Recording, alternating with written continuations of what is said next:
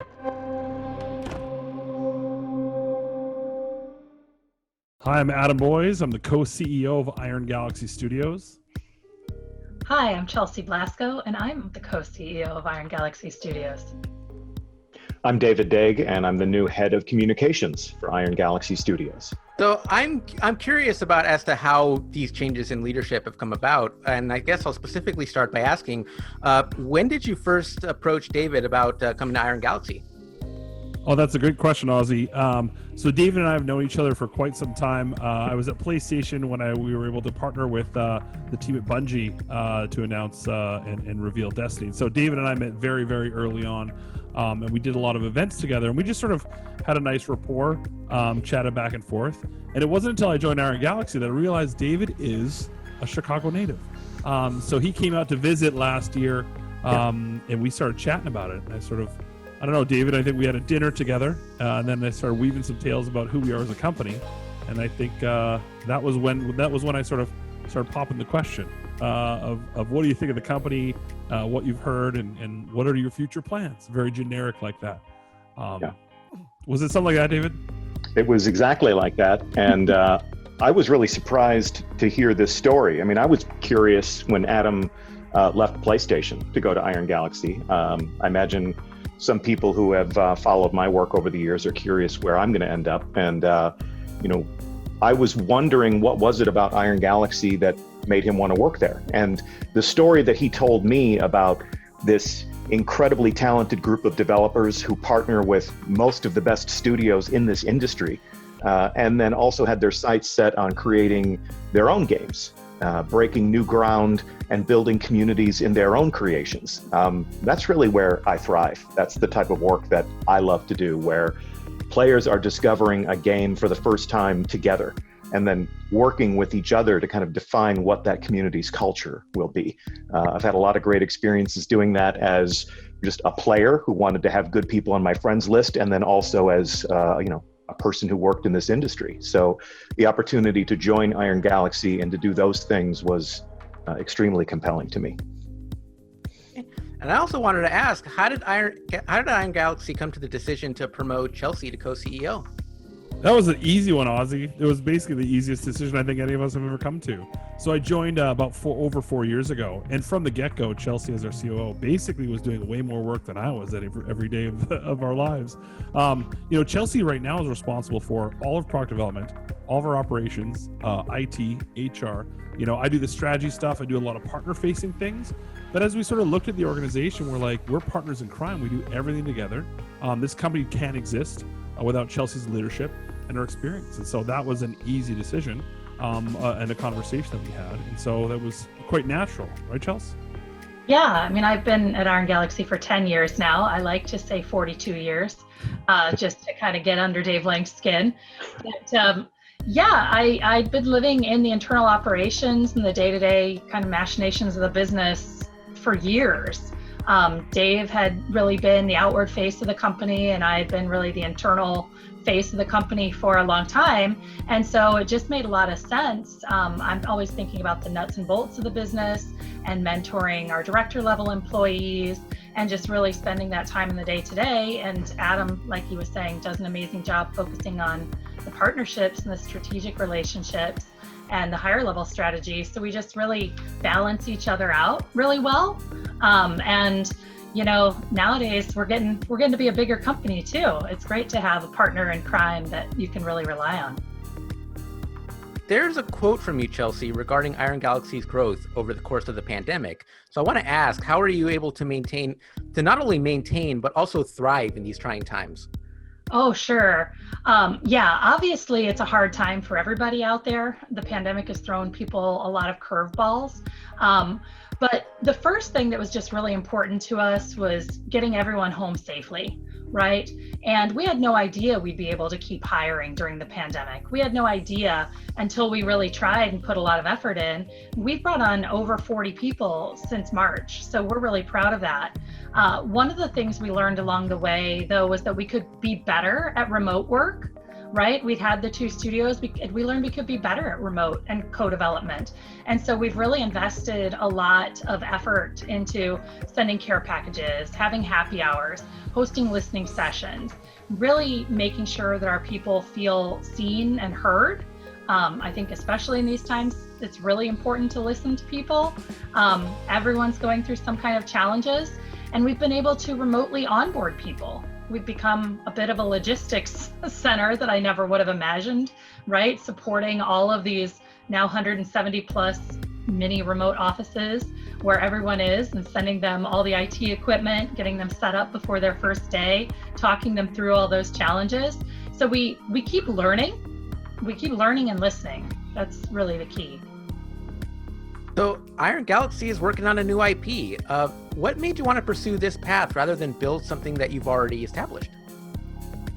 Yeah, I think that's a great question, Ozzy. You know, we always have had aspirations, right? If we go back to, you know, I think when we took over Killer Instinct, worked on that for many, many years. We get to, with season 2 and season 3, play within a rule set that was established by other people. But if we look at Dive Kick, you know, a fun little 2-button fighting game that came out and was sort of the indie darling at PAX some years ago, that was our own IP. We think about Racketeer, which is this fun sort of interactive game we made for Connect. We've always had aspirations to sort of build some creative outlets and some creative products. And so when we look at our history of our company, what are we fantastic at, right? The stuff that we really like to build, multiplayer worlds. We love Melee, right? All these things sort of culminated, and it was finally time to strike out, build our own IP, and then go on the road and sort of play it. So now we're play testing it all the time. We're very excited to be able to give people a sliver of what we're working on. But man, it's been a blast for the team to be able to have that new creative outlet. So what can players expect from this new game? Is it going to be something closer to Dive Kick or something closer to Racketeer? Well, Ozzy, you're going to have to stay tuned and find out. We've got a really awesome journey ahead of us. You know, I think you'll definitely be seeing more news next year in 2021. But I think if you think about the strengths of a studio, you know, we love humor, we love multiplayer, we love playing together, we love bringing people together. That's exactly why, you know, David joined our team. It's nothing better than playing games together and having a fantastic time, as whether it's family or friends. So you can see a lot of those things that'll be reflected when we can tell you more. Does the pursuit of a new IP necessarily mean that Iron Galaxy and Killer Instinct have parted ways? And I'm asking this because there's been something of a movement in the last year from the fan base that we're hoping to see you guys come back to the franchise. It's always nice to hear that people want us. You know, like anything else, I think in our journey, we work with so many different partners around the industry. At any one time, we work on 12 different projects. And we have many conversations always happening all the time. Unfortunately, no news on the Killer Instinct front. But it's definitely one of those things that we're here, you know. Yeah, near and dear to our heart. We loved working on Killer Instinct. So yeah, we had a lot of fun, learned a lot, and really had a lot of fun on that title. How does the road to development for your new game look looking ahead? Like, when do you hope to announce the game, and what is your earliest estimate for a release? Ozzy, all those things are being figured out right now. The analogy I like to use of the team is we're building the boat, right? So we got the planks laid out, we got the supplies laid out, we got some oars, we're building the team.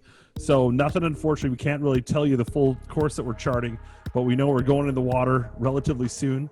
And when we have more information to share, we'll absolutely be sharing it with the world at large.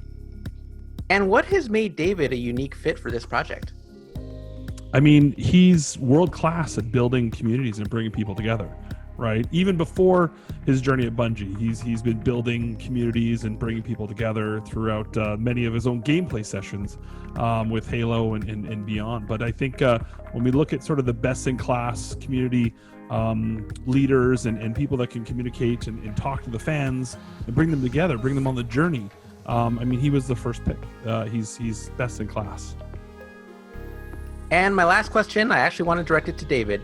David, you were part of Bungie for so many years. You were an instrumental figure. You were beloved among the Destiny community. So I'd like to ask, what would you like to say to the Destiny community as you move into this next chapter of your career? You're in excellent hands. The community team at Bungie is eager to continue this journey with you. I'll see you on Europa. And as you explore your own careers, you're going to find those moments when you're hungry for new challenges.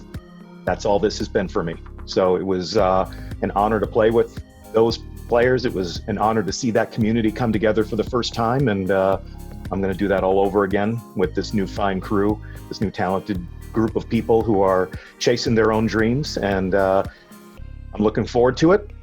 I've been playing Bungie games since 2001, so I'm not about to stop being a fan. Just wanted to do some different things when I woke up in the morning. So I'm on that journey. So Chelsea, you spoke, obviously the pandemic and the remote offices and working at home. Speaking to your studio specifically, moving forward in the future, do you think going fully remote, even after the pandemic lifts, whatever that is an option for your studio? I think we have tons of employees who want to be in an office. So I do not see us going fully remote. We have a lot of people who really thrive on being in person and collaborating and want to get back to the office, once it's safe. And so we're looking forward to getting back to the office for sure in some capacity. Personally, thrive on face-to-face interactions with people when you're working on a team. One of the things I'm looking forward to doing is building a community team at Iron Galaxy. People to interact on forums, create social media, troubleshoot, any issues that interrupt the services of the game, and having all of those people sit together, in sort of a mission control nerve center where we can react to what's being talked about on the internet and figure out what we need to do about that, figure out what we need to say about that. All of that happening in real time while we breathe the same oxygen is a wonderful way to work. And we don't I want wouldn't to have it breathe any other the way. same oxygen right this second. Not right this second. No. But we also have a big, beautiful new office that we moved into during the pandemic. No one's there, but things were moved into it in Chicago. So people are really looking forward to getting into that new space too. Yeah. How was development? I think Ozzy kind of touched this a little bit, but how has development changed, if at all, with the stay-at-home and remote workflows with your new IP specifically? Was it a nice, easy transition? Did it take a little bit of adjusting? I think it was pretty seamless. I mean, really, it took us about 3 days to get home. And then we gave everyone a day to say, hey, let's not have any meetings. Let's just take a break and adjust to being at home. And then development just kept going on any of our projects, whether it be our own IP or our partner projects. I was actually surprised how seamless it's been. We were used to communicating via voice chat and used to doing meetings, between the two studios, having a co-development culture between Chicago and Orlando. So we just enhanced that, but the foundation was already there. Yeah, from the beginning, when we work with all of our different publishers around the planet, they're not right beside us. They're not in the same office. So we've had to train everyone to be able to communicate remotely via Teams and via Zoom and all these different tool sets. So the pivot was actually a lot less of a negative impact than many other companies that we saw within the industry, because people were just sort of historically used to it. So it was nice to see that. And we've seen the people really thriving and being super resilient as well. Chelsea touched on this earlier, during these hard times, and just making the best of it to make awesome products together. Yeah, and every time I talk to people who've been onboarded remotely, I'm really happy to hear them saying they're feeling like they're part of the team. They're feeling like they know who to talk to. They're feeling like they're collaborating, they're clicking, because that was something that definitely worried me about bringing new people on, and that's been really successful as well. So, and then Adam, in terms of, obviously you're making a game as a new IP. I feel like we live in a world where people like to do remasters, remakes, sequels upon sequels upon sequels. And Iron Galaxy's been very good at that, by the way. They've got a great history of it. Thank you. I feel it's an incredible risk, and I respect students that try to do something different in today's world. When you were deciding to do this new IP, kind of go over what made your head like we should definitely, because you could have easily done something else. You know what I mean? Like a sequel to a game or remaster some old game, but you took an original IP. Talk about like what that process was, pitching this game and actually developing it in the early stages. Yeah, anytime you try something new, it's always some risk associated with it. One of the main sort of thoroughfare values at Iron Galaxy is stability, right? We want to create a place. We've been in business for 12 years. We're independent. We've never taken investment, and we've never had to lay off anyone due to financial reasons, right? And that's very rare for a work-for-hire studio. Like I said earlier, we work on 12 different projects at once. So you're absolutely right that if we were about about to change the whole entire way in which we operate and put 100 people on a brand new IP and self-fund it, that would, basically put a ton of risk into it. What we actually started doing is when we pitched this concept and when we were talking to people about it, we started as a paper pitch and then basically used a lot of the meetings to see what people really responded to, and then started doing some of our own self-investment based on sort of the interest from the publishers and stuff like that. So that really helped us start that journey off and mitigate a lot of those risks that you would normally have if you're just about to jump into the deep end of a pool, right? I think Divekick was a great sort of microcosm example of trying something new on a smaller scale. And then we feel like this product is a much bigger bet. And of course, along that journey, you want to find a great partner to be able to work with. So, that's obviously the journey we're on now is finding a fantastic partner to be able to take that journey with us. And I also feel that your studio, you guys have done a lot of ports. And my friend does ports for a living. That's what he does. I think people very underestimate how much work goes into making these ports work, whether it's Switch, Wii U, PC, or Xbox One. And I feel like studios learn so much from that it translates so well when you're making your own game, because you've learned so much from making this work on this system that wasn't working on before, Yeah, Greg, I think the best analogy I love to use is it's like we get to play with everyone else's weapons, right? And figure out exactly, okay, what's the trigger? Okay, how do we brandish and sharpen this sword? And how do we use this in battle? And how do we use this counter move? And now we have them all in front of us and we can use them for our own devices, right? So I think you're absolutely right. We've worked on Unity, Unreal Engine 4, you name every single custom engine out there, whether it's working on Skyrim for Switch or taking Diablo 3 and working closely with the team at Blizzard to bring that to 4-player local co-op. So many things that we've learned through each of these products we've worked on. And so all those things become sort of the tool sets that we can deploy when we think about making our own thing. So there's going to be a lot of awesome tips and tricks that we've learned through the years, which hopefully will make a really fun, engaging, a lot of us come from a great sort of historical background at Midway and stuff like that. So a visceral, fun experience, I think, is really a part of learning all those lessons and then being able to deploy those, making mistakes on other people's dimes and then being able to utilize those learnings for your own purpose. My favorite quote that he's told me over the years was that he can never tell me what he's working on, obviously, because I'm the last person you want to tell someone to, because I'm a journalist. But he always says, I'm working on this game for the Switch, and I can tell you this game has no business being on Switch, but we're going to have to make it work. That's the unsung sort of stories that we see oftentimes when we do evaluations of products to see if there's viability. It's always possible. It's just a matter of what sacrifices you're going to make. Dave Lang, our founder, has one of my favorite quotes. He says, you don't get great by making games. You get great by shipping games.